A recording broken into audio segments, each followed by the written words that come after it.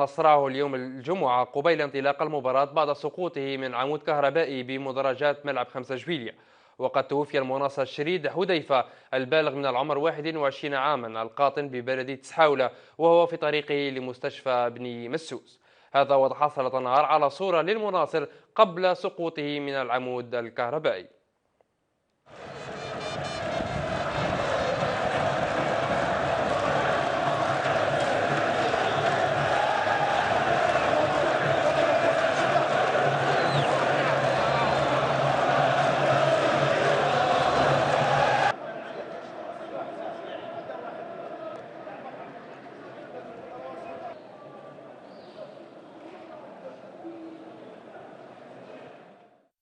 إنا لله وإنا إليه راجعون. هذا وعرفت المواجهة أيضا إصابة 14 مناصرا، ثلاثة منهم نقلوا إلى المستشفى بعد أن اختلط الحابل بالنابل في أحداث تبقى النقطة السوداء في كرة القدم الجزائرية.